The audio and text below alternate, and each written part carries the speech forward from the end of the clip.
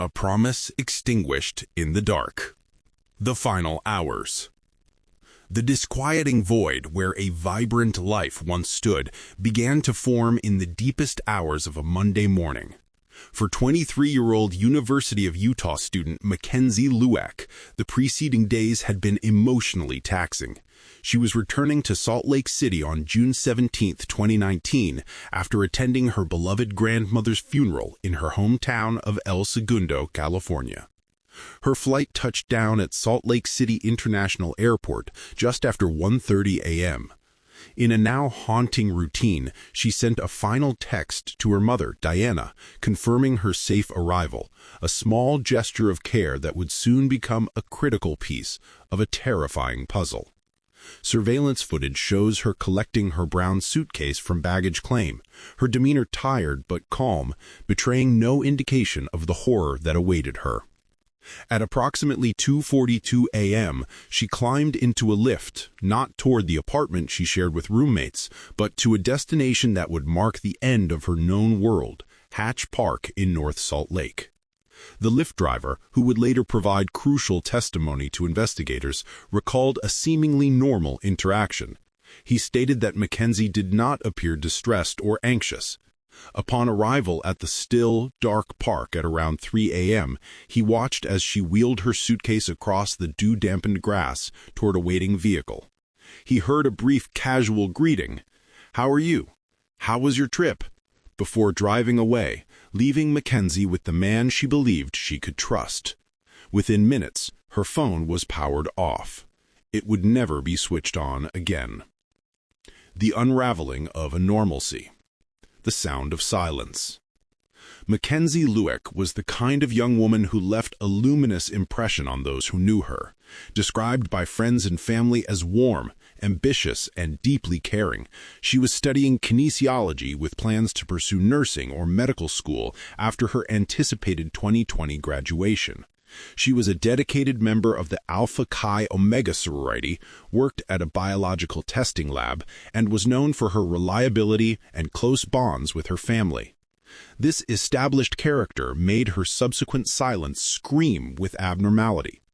Initially, her family assumed she was busy catching up after her trip, but as hours bled into days, the missed communications became a deafening alarm. She failed to feed her cat, a fundamental responsibility for any pet owner. She did not show up for a critical midterm exam, an unthinkable act for a conscientious student.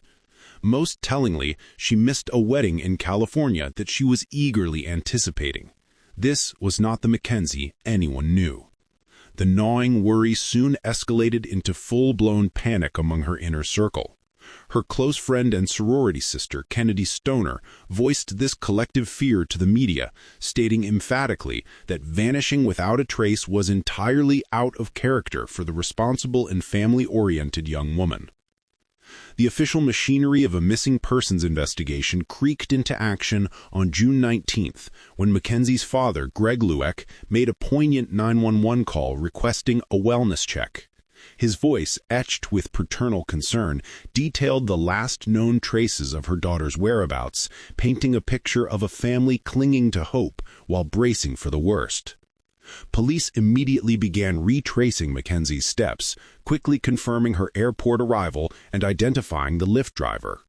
His account provided the crucial detail of the second vehicle at Hatch Park, shifting the investigation's focus from a possible solo accident to a meeting with a specific yet unidentified individual. However, the investigation immediately hit a formidable obstacle: the park itself. Hatch Park, despite its proximity to a police station, was equipped with non-functional dummy cameras, offering no video evidence of the vehicle or its driver. The darkness of the 3 a.m. hour meant there were likely no independent witnesses. Police launched a massive canvassing effort, pleading with residents and businesses for any private surveillance footage that might have captured a vehicle traveling to or from the park during that narrow window of time. The search for McKenzie was now a public spectacle, with news helicopters circling and community volunteers combing through areas, all united by a desperate hope for a safe return. Details how modern digital forensics provided the breakthrough in the case. As the physical search continued, detectives delved into McKenzie's digital life, her text messages, social media activity, and phone records. This digital autopsy revealed a critical clue: a final text message sent at 2:59 a.m. to a man named Ayoola Ajayi, followed by her phone signal dying 1 minute later. This digital handshake placed Ayoola in the center of the investigation. When initially questioned, Ajayi offered a blanket denial, claiming he did not know McKenzie and had no involvement in her disappearance.